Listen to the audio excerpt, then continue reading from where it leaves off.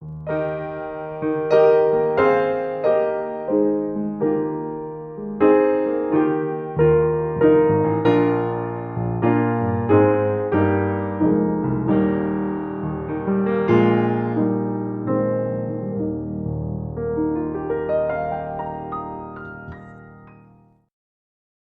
morning sa inyong lahat at dito na tayo sa ating God's Word for Today devotional sa 2 Kings chapter 21 verses 1 to 9.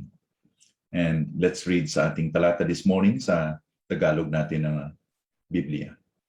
Si Manasseh ay 12 taon nang magsimulang maghari at siya ay naghari sa loob ng 55 taon sa Jerusalem.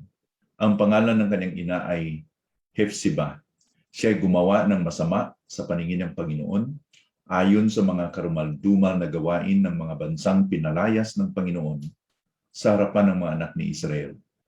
Sapagkat kanyang muling itinayo ang matataas na dako na winasak ni Hezekiah na kanyang ama. Siya ay nagtayo ng mga dambana para kay Baal, gumawa ng sagradong poste gaya ng ginawa ni Ahab na hari ng Israel, at sinamba ang lahat ng hukbo sa langit at naglingkod sa kanila. Siya ay nagtayo ng mga dambana sa bahay ng Panginoon na tungkol doon ay sinabi ng Panginoon, sa Jerusalem ay ilalagay ko ang aking pangalan. At siya ay nagtayo ng mga dambana para sa lahat ng hukbo ng langit sa 2 bulwagan ng bahay ng Panginoon. At kanyang pinaraan sa apoy ang kanyang anak na lalaki. Siya ay gumamit ng panghuhula at salamangka at sumangguni sa masamang espiritu at sa mga mangkukulam. Siya ay gumawa ng maraming kasamaan sa paningin ng Panginoon na kanyang ikinagalit. Ang larawang inanyuhan ni Asherah na kanyang ginawa ay inalagay niya sa bahay na tungkol doon ay sinabi ng Panginoon kay David at kay Solomon ng kanyang anak. Sa bahay na to at sa Jerusalem na aking pinili sa lahat ng lipi ng Israel ay ilalagay ko ang aking pangalan magpakailanman. Hindi ko na pagpagalain pa ang mga paa ng Israel sa labas ng lupain na aking ibinigay sa kanilang mga ninuno. Kung kanila lamang maingat na tutuparin ang ayon sa lahat ng iniutos ko sa kanila at ayon sa buong kautusan na iniutos sa kanila ng aking lingkod na si Moises. Ngunit hindi sila nakinig at inakit sila ni Manasseh na gumawa ng higit pang masama kaysa ginawa ng mga bansang pinuksa ng Panginoon sa harapan ng mga anak ni Israel. A sad story na mababasa natin tungkol po sa paghahari ni Manasseh na anak ni Hezekiah. Ang kanyang kaharian po ay malarawan natin that it was a kingdom that is in regression. A regression. Ang kahulugan niyan is imbis na mag-uunlad, nag-decay, nagpatuloy sa pagpalayo sa Panginoon. Si Manasseh, na anak ni Hezekiah, ay siyang pumalit nung namatay si Hezekiah. And he did the opposite to all that his father Hezekiah did. He annulled the reforms that all his father had done. Yung winasak na kanyang tatay noon ng mga poste, mga dambana, altars ni Asherah, ni Baal, lahat ng mga witchcraft, kung ano man ang mga signs of paganism and idolatry, winasak at inalis lahat ni Hezekiah. Pero sa kanyang panahon, ibinalik niya lahat. Sa murang edad ng 12, he began his reign. And then for the next 55 years, he brought back all the idols that his father had removed. And he sinned and he rebelled and he really abandoned God. Wala pong kaharian na makatumbas sa kanyang ginagawa in terms of wickedness in Judah. When in fact, ang kanyang kaharian ay walang pagkakaiba sa paghahari ni Ahab sa Northern Kingdom. His kingdom had progressed politically kasi po natutuwa ang mga bansa sa paligid that he adopted all their gods and idols and practices. like magkukulam, panghuhula, lahat ng mga witchcraft, siguro natutuwa yung ibang bansa because he had an open policy. Lahat tatanggapin ko, ilalagay dito. But spiritually, the kingdom had retrogressed. So sadly, ang kanyang tatay na si Hezekiah, ang kanyang mga spiritual reforms na ginagawa was not embraced by his son. Although ganun na po ka matinding ginagawa ni Hezekiah, nakikita ng kanyang anak, pero it was not followed by his son, Manasseh. So what does this mean to us today? Tayong mga parents, would-be parents o sino man ang may mga anak, we should nurture our children in the fear of God. That's our duty. And ang sabi po ng Bible is that when we are going to train our child in the way he should go, even when he is old, he will not depart from it. Now, let us take note that this is not necessarily a promise. This is just the norm na kung i-train natin ang ating mga anak in the things of God, malamang they will grow up na i-embrace nila ito. But it's not always a guarantee. The fact na may maraming mga godly na mga pastor, godly na mga leaders, pero ang kanilang mga anak ay hindi sumusunod ng Panginoon. Hindi naman sila nagkulang sa pagtuturo sa kanilang mga anak. When in fact, itong mga godly leaders, they wrote books about parenting. They preach about how children should be raised up in a home. Hindi sila nagkulang sa maliit pa ng mga bata na they grew up na they led them to a devotion, punta sa church, sinishare na ng gospel, not only one time but many times over. But when the child will grow, mamili pa rin yung bata. So itong Proverbs 22 verse 7 or Proverbs 22 verse 6 na this is very popular verse na kinuquote natin mga parents, and I love this verse because it reminded me or it reminds me that I have to train up my children. Although my children are grown up already, but this was what I have embraced as a young parent before, na kailangan i-train yung bata in the things he should go because nandyan yung maging resulta that when they will become old, they will not depart from it. But this is not an empirical formula that guarantees the same result to every parent.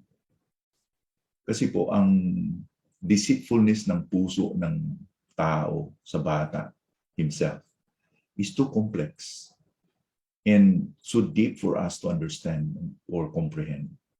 So sinabi ni Jeremiah sa Jeremiah 17:9-10, this is the heart of our kids, our hearts. Sabi ni Jeremiah, the heart is deceitful above all things and desperately sick. Who can understand it? I, the Lord, search the heart and test the mind to give every man according to his ways, according to the fruit of his deeds. So ang pag-describe ni Jeremiah dito sa puso ng isang bata ay napaka-scary in a sense. It's really very scary. This spiritually sick, evil. And sa verse 10 lang tayo magkaroon ng hope dito na sabi ng Panginoon I, the Lord, search the heart and test the mind. So if we are going to subject our kids to a right environment in the home, we love them, we train them, we lead devotion to them. These are the right parenting skills and strategies and methods that we do. But unless kung ang Panginoon po ang mangungusap at magbago sa puso niya, hindi po magbago ang puso ng isang bata. In other words, it's really the Lord who can change the heart of people, including our children. So, parent, let us not neglect to do our part. Sabi po sa Ephesians 6 na parents, do not provoke your children to wrath, but bring them up in the nurture and admonition of the Lord. So, atin silang dalhin in the nurture and then sa pag-train para makakilala sila ng Panginoon. We must be very conscientious, faithful, responsible, not to take things for granted. And if we are going to do this, and still ang ating mga bata is going to do and to choose what they want when they grow up, they are responsible to their choices. They are always responsible to their choices. Na tayong parent po ay hindi tayo we will become sad, and I know kung hindi sila susunod na sa Panginoon, hindi sila nakakilala ni Lord. But we must not put so much weight upon us that mag-blame natin yung ating sarili.